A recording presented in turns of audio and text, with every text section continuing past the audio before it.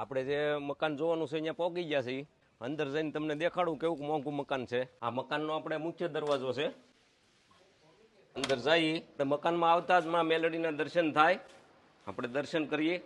આજે આપણે જે મોંઘા મકાનની વાત કરતા એ આ મોંઘું મકાન છે. એટલે આ આપણે બધું જોઈએ તો 100 વીઘાના ખેડૂ ઝાખા લાગે.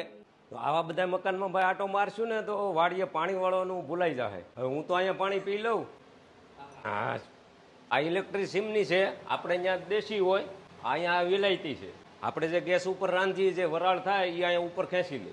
આપણે કેન્ડમ ટોલી કહેવાય. હવે આપણે ઉપર ડિઝાઇન જોઈ લઈએ. આપણે પહેલે માળે જઈએ છીએ. આપણે આ બધી ડિઝાઇન આ મકાનમાં જોવાની છે. આ ઝુમર જવો કવડું મોટું ફર્સ્ટ ક્લાસ લાગે ને જોવામાં. કેટલું અંજવાળું આખા રૂમમાં પડે, આખા મકાનમાં. પેલા મારે 3 રૂમ છે. જોવામાં કેવી સારી આ કબાટની ડિઝાઇન બનાવી છે. આ દરવાજાની, આ બાથરૂમના દરવાજાની ડિઝાઇન જોવો કેટલી સાદી ને સિમ્પલ પણ કેટલી સરસ લાગે છે. આપણે આ બાલ્કની છે.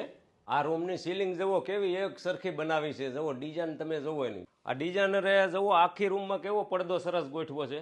હવે આપણે આ બહારની બાલ્કની જોઈએ. આપણે જે આ મકાનની બધી ડિઝાઇન જોઈ એ બધી જ ડિઝાઇન રાધે એસોસિએશન વાળાએ કરેલી છે. આવી ડિઝાઇન માટે સારા ડિઝાઇનની જરૂર તો પડે.